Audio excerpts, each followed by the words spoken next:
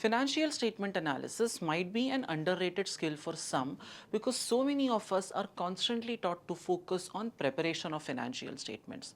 How do you prepare a P&L? How do you prepare a statement of financial position or balance sheet? What all goes into preparation of the cash flow statement? So on and so forth. But first of all, do we know what all comes under the umbrella term financial statements? There are 6 items that come under this umbrella term. The statement of profit and loss and other comprehensive income, statement of financial position or balance sheet, statement of cash flows, statement of changes in equity, significant accounting policies and notes to accounts. All of these together make up your set of financial statements. And in your 11th and 12th, in your undergrad studies, I think the only aspect that everyone focuses on is how do you prepare financial statements? Debit, credit, what goes where, what goes under current, what goes under non-current, which side of the P&L do you show your income, how do you show your expense, where does the profit go?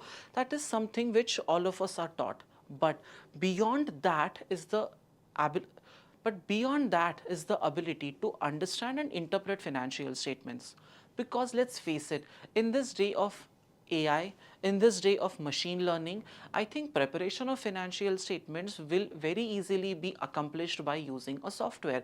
And it is happening right now. Your Tally, your Oracle, all of these softwares are able to produce your financial statements. So as an aspiring finance professional, whether you are doing ACCA, CFA, CPA, CMA, Indian Chartered Accountancy, any course, even an MBA for that matter, any course in the field of finance and accounts, the one ability that you need is the ability to read and interpret the financial statements. Now, what exactly am I talking about? When you look at a balance sheet, can you evaluate the liquidity position of the company? By liquidity position, I mean, does the company have enough funds to fulfill its liabilities and commitments in the short term? Point one. For that, you will have to calculate a couple of liquidity-based ratios from the financial statements, which could be the current ratio, which is calculated as current assets upon current liabilities, or an even stricter quick ratio, which is calculated as quick assets upon current liabilities. These two ratios help us to understand the overall liquidity position of the business. What if you wanted to evaluate the long-term solvency position of the company? Then calculating the gearing of the company would be the first step. Now, gearing basically denotes the presence of debt in your capital structure.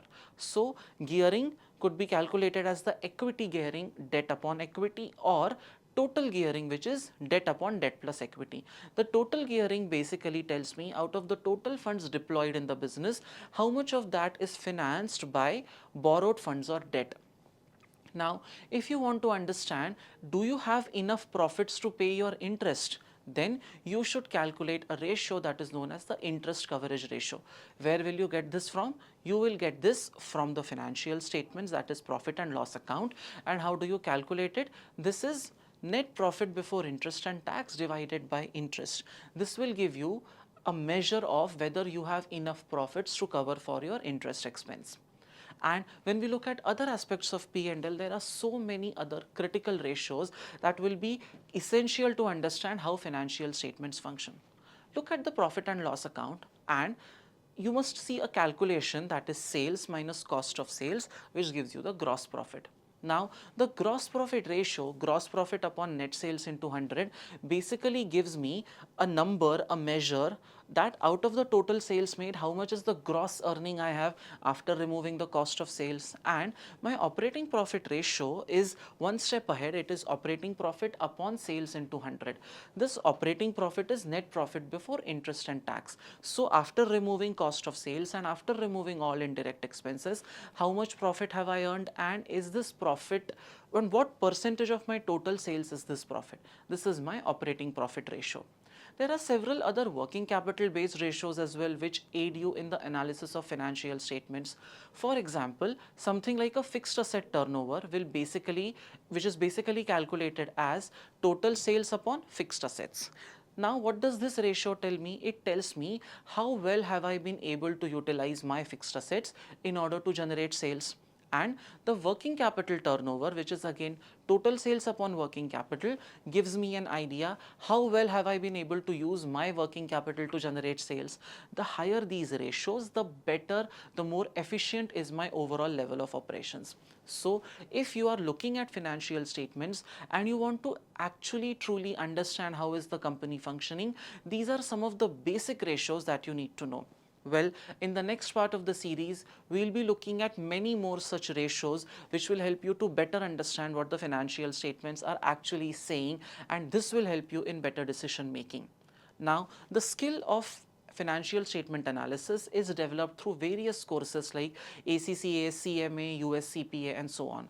Your ability to read financial statements is what is going to land you a job and keep the job.